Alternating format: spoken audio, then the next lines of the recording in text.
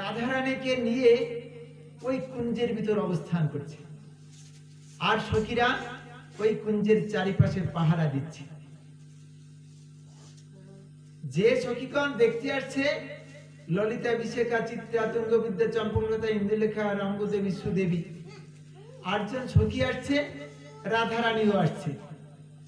রাধারানী এসে দেখছে কি যে নুপুরের গাছ, ওই নুপুরটা মা যশোদার যেমন নুপুর, রাধারানীর নুপুরটাও ঠিক তেমনি ছিল।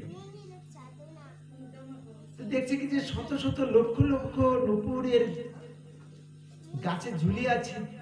কানাই কোথায় গেল, কানাই কোথায় গেল?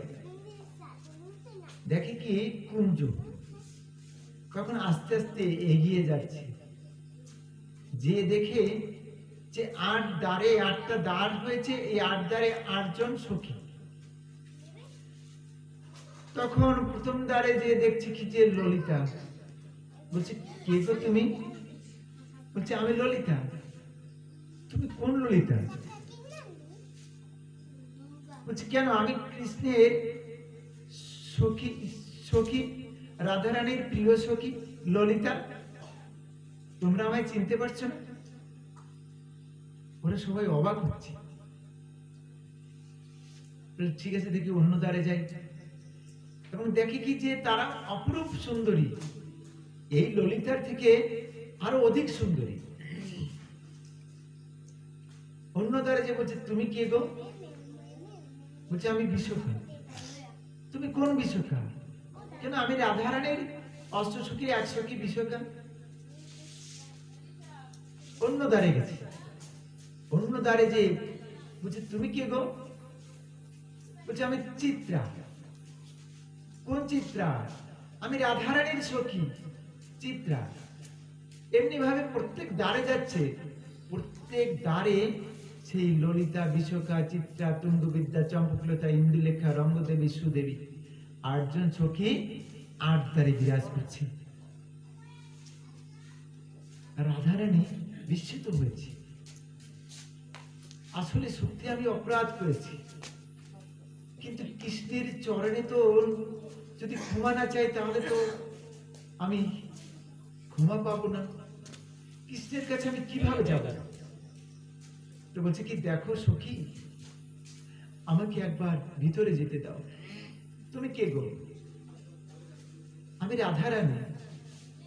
না না, আমার কানাই রাধারানীকে নিয়ে কুঞ্জের ভিতর আছে। কুঞ্জের ভিতর রাধারানীকে নিয়ে কুঞ্জের ভিতর আছে? কোন রাধারানী? আমার কানাই যে রাধারানীর সঙ্গে প্রতিনিয়ত খেলা করে, যাকে নিয়ে লীলা বিলাস করে, সেই রাধারানীকে নিয়ে ওই কুঞ্জের মধ্যে আছে। কুঞ্জের মধ্যে রাধারানীকে নিয়ে আছে। রাধারানী বিস্মিত হচ্ছে, এ কোন লীলা দেখছি। তখন রাধারানী বিরহ যন্ত্রণায় কাতর হয়ে ভাবছে, তাই তো, যদি আমি কৃষ্ণের চরণে ক্ষমা চাইতে না পারি, কৃষ্ণের সঙ্গে যদি আমি মিলন ঘটাতে না পারি, তাহলে আমার এই জীবনে বৃথা হয়ে যাবে। আমার এই জীবন আমি এখানেই বিসর্জন দেব। এই জীবন আমার কিসের জন্য থাকবে? সখীরে শোন, আমি কৃষ্ণের কাছে যদি যেতে না পারলাম, কৃষ্ণের চরণ যখন পেলাম না, আমি আমার এই জীবন আমি বিসর্জন দিচ্ছি। আমি আর কারো কোনো কথা মানব না। আমার এই জীবনে মিছে জীবন, এই জীবন কার জন্য আমি রাখবো? আমার কানাই রাধারানীকে নিয়ে যদি সে কুঞ্জ মধ্যে থাকে, তাহলে আমি কোন রাধারানী? আমাকে সে কোন ভাবে দেখেছি? আমার এই জীবন আমি রাখতে চাই না বলে তখন তিনি আত্মহত্যা করবে বলে ওখানে আহুতি দিয়েছে। যখন এই আহুতি দিয়েছে, তখন আমার কানাই এসে রাধারানীকে জড়িয়ে ধরেছে, পড়তে দেয়নি। যখন পড়তে দেয়নি, তখন রাধারানীকে যুগলে ধরে বসেছে। রাধারানী, তুমি একটি নুপুর আমাকে দাওনি, দেখো শত শত লক্ষ লক্ষ নুপুরের গাছ আমি তৈরি করেছি। শত শত নুপুরের গাছ তৈরি করেছি, তোমার কয়টা নুপুর লাগবে? তুমি নিয়ে যাও।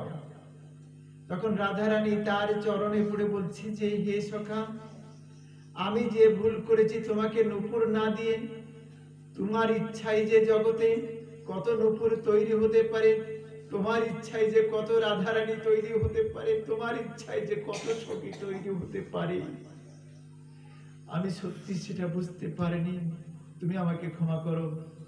না না সখী, এখানে কুঞ্জ সাজিয়েছি তোমাকে আনার জন্য, এসো আমরা যুগল ঘিরে কীর্তন করি। তখন রাধা কৃষ্ণ যুগলে থাকলো, সখীগণ সকলে মিলে কীর্তন করছে, হরে কৃষ্ণ হরে কৃষ্ণ, কৃষ্ণ কৃষ্ণ হরে হরে, হরে রাম রাম রাম হরে হরে, কৃষ্ণ হরে কৃষ্ণ, কৃষ্ণ কৃষ্ণ হরে হরে, হরে রাম রাম রাম হরে হরে, হরে কৃষ্ণ কৃষ্ণ, কৃষ্ণ কৃষ্ণ হরে হরে, হরে রাম রাম রাম হরে হরে, হরে কৃষ্ণ কৃষ্ণ, কৃষ্ণ কৃষ্ণ হরে হরে, হরে রাম রাম রাম হরে হরে, হরে কৃষ্ণ কৃষ্ণ, কৃষ্ণ কৃষ্ণ হরে হরে, হরে রাম রাম রাম হরে হরে। সুধী ভক্তমণ্ডলী, আমার কানাইয়ের ইচ্ছায় এই জগৎ চলে। কানাই ইচ্ছা করলে সকল কিছু করতে পারে। কানাই ইচ্ছা করলে অসম্ভবকে সম্ভব করতে পারে। ব্রহ্মাকেও এমনি করে তার ভুল ভেঙে দিয়েছিল। ঘটনাটা আপনারা জানেন, সে প্রসঙ্গে আমরা যাব না। যে ব্রহ্মাদি দেবগণ তাকে চিনতে পারে না, মনুষ্য রূপ ধরে আছে বলে। আমার ভগবান মনুষ্য রূপ নিয়ে আছে বলে আমরা তাকে চিনতে পারি না, বুঝতে পারি না। ভগবান খেলা করে, ভগবান সখাদের সঙ্গে খেলা করে, সখীদের সঙ্গে খেলা করে, জল ক্রীড়া করে। ভগবান কি এমন হতে পারে? ভগবানের তো একটা ঐশ্বর্য থাকবে, তার একটা মান সম্মান থাকবে, তার একটা গাম্ভীর্য থাকবে। কিন্তু ভগবান খেলতেও পারে, ধরতেও পারে, মারতে পারে, সকল কিছু করতে পারে। সকল লীলার ভিতর দিয়ে আমরা ভগবান চলাফেরা করেন। শুধু ভক্তমণ্ডলী, এই জন্যে কোনো সাধুকে দেখে চেনা যায় না, কোনো বৈষ্ণবকে দেখে চেনা যায় না।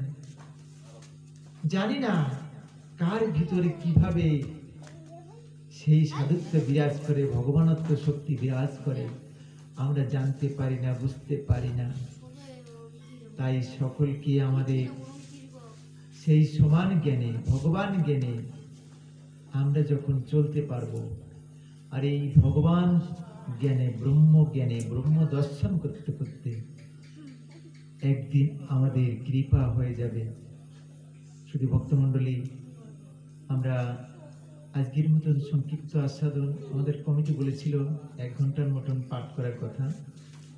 আমরা সংক্ষিপ্তভাবে যে লীলাগুলো আস্বাদন করলাম, এই লীলার অনেক মাধুর্য রয়েছে। এই মাধুর্যগুলো যদি আমরা মনে রাখতে পারি, তাহলে আমরা মানব জীবনে আমরা অনেকটা পথ এগিয়ে যেতে পারি। আমাদের প্রতিটা ক্ষেত্রে সাধন ভোজন রয়েছে। খেলতে গেলেও সাধন ভোজন, খাইতে গেলে সাধন ভোজন, চলতে গেলে সাধন ভোজন, সকল অবস্থায় সংসারের জীবনেও স্বামী স্ত্রীতেও আমরা এই সুখগুলো নিতে পারি। পিতামাতার সঙ্গেও আমার কানাই পিতামাতার সঙ্গে কিভাবে চলতেন সেভাবেও আমরা জীবনযাপন করতে পারি। আজকে একজন রাম ভক্ত, সে বলছে আমার রামের জন্য খুব মনে পড়ে, অযোধ্যায় যেতে বড় ইচ্ছা হয়। এমনি করে ভগবানের যত যত লীলা আছে সব লীলার ভিতর দিয়ে যদি আমরা প্রবেশ করি, মানব জীবনে চলার চেষ্টা করি, তাহলে লীলা আস্বাদনের ভিতর দিয়ে আমাদের ভগবানের কৃপা হয়ে যায়, সাধন ভজন হয়ে যায়। যাই হোক, সকলে লীলা আস্বাদন করে থাকবেন। আজকের মতন সংক্ষিপ্ত আস্বাদনের এখানেই বিশ্রাম রাখছি। সকলের জন্য আমি প্রার্থনা জানাচ্ছি, হে ভগবান, যারা যারা এই ভাগবতের অমৃত সুধারস আস্বাদন করার জন্যে এই ভাগবত অনুষ্ঠানে উপস্থিত হয়েছি, যারা যারা আসতে পারেনি তাদেরকেও তুমি আসার মন সৃষ্টি করে দাও। সকলকে যেন এই ভাগবত অনুষ্ঠানে এসে তারা ভাগবতের অমৃত সুধারস আস্বাদন করে তারা যেন অমৃত লোকে অবস্থান করে। এই কমিটির যেন বারবার করে তাদের হৃদয়ের মাঝে জেগে ওঠে, প্রতি বছর ভাগবত অনুষ্ঠানের ভিতর দিয়ে যেন তাদের জীবন অতিবাহিত হয়। ভাগবতের জ্ঞান আহরণ করে এলাকাবাসী সকলেই যেন ভাগবতমুখী হয়, ভগবানমুখী হয়। এর মনোভাব যেন কমিটির সদা সর্বদা তুমি জাগিয়ে দিও। তাদের ভিতর এহেন শক্তি জাগরিত থাকলে তোমার এই ভাগবত অনুষ্ঠান আজীবন কাল ধরে চলতে থাকবে। যে কমিটি আসুক সেই কমিটির ভিতর, হে ভগবান, তুমি সেই স্বাদ জাগিয়ে দিও, অমৃতের স্বাদ, যে স্বাদ আস্বাদন করে যেন উত্তর তার আনন্দ পায়। এই আশা ব্যক্ত করে আজকের যিনি পৌরত্ব করছেন সেই পরিত সাধু, সহজ সরল মানুষ, ভগবানের চরণ ছাড়া চিন্তা করতে পারে না। আমি দেখেছি মন্দির প্রাঙ্গণে প্রতিদিনই সে ভগবানের চরণে কান্নাকাটি করে, হে ভগবান, আমি জানি না, বুঝি না, কিছুই জানি না। আর এই সরল কাতরতা সত্যি ভালো লাগে, সত্যি ভালো লাগে, সত্যি ভালো লাগে। আমিও তার এই কাতরতার জন্য ভগবানের কাছে প্রার্থনা জানাবো, ভগবান, তার এই কাতরতায় তুমি অবশ্যই সন্তুষ্ট থেকো, সুখী থেকো। এই বলে আজকের মতো এখানে পাঠের বিশ্রাম। জয় জয় নিতাই গৌর সীতানাথ রাধা কৃষ্ণ হরি হরি বলো। নিতাই গৌর সীতানাথ প্রীতি প্রেমানন্দে হরি হরি বলো। ভক্তের মনোবাসনা পূর্ণার্থে একবার হরি হরি বলো।